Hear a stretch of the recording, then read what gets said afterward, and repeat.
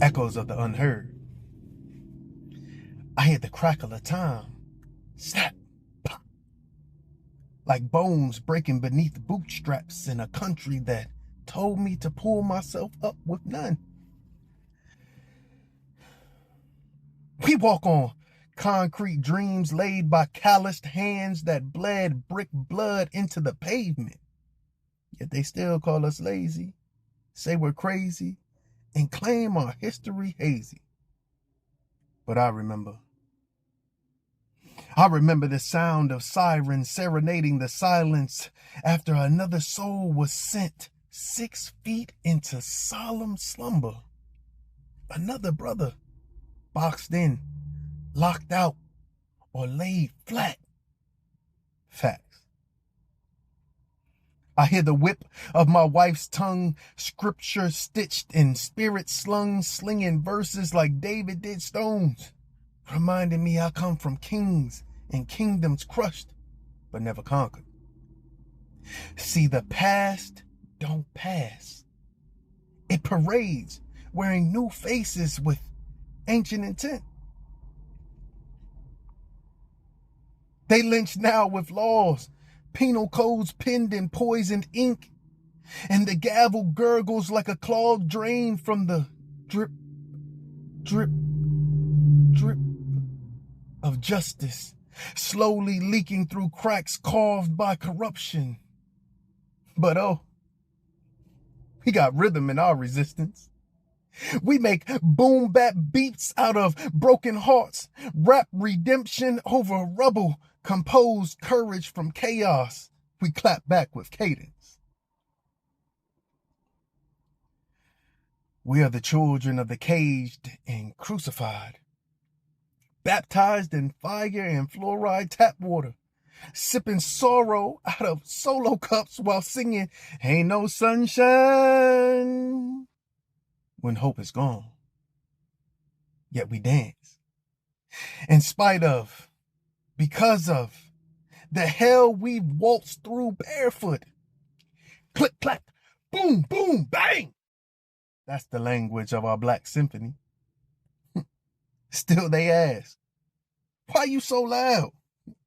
Because silence ain't saved Sandra, ain't stopped Tamir's toy from trigger trauma, ain't protect Brianna's dream or Emmett's smile. Our voices are echoes of those who never got the mic. Boom! Another door busted down by the battering ram of bureaucracy. Another father taken, another youth shaken, another home vacant. But I was taught to turn trauma into testimony. So here's mine. I've been told I ain't enough while carrying empires on my back, breaking generational curses like bad habits on bent knees. I've raised children with cracked palms, built businesses from brokenness, mentored minds molded by misfortune. I've seen brothers drowned in depression and smiles painted on their face like Picasso's Blue Period, a masterpiece of misery. But we don't talk about that, do we? About Black men bleeding inside, suffocating silently behind swagger and sarcasm, dying from dreams deferred, like moldy bread behind cabinets of forgotten goals? They want us numb, but we feel too deep. We grieve too loud, and we rise louder.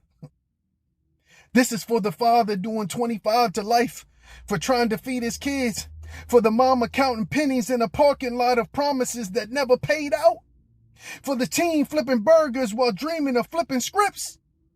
This is for the quiet warriors, the therapists without degrees, grandmas who pray while the world protests, the sons who hug their trauma because nobody else will. We are the phoenix, feathers flamed, but never finished. And I am the scribe of these scars, the architect of agony turned art, the poetic prophet of pain, preaching perseverance in parables. See, they told me poetry wouldn't save me, but it did.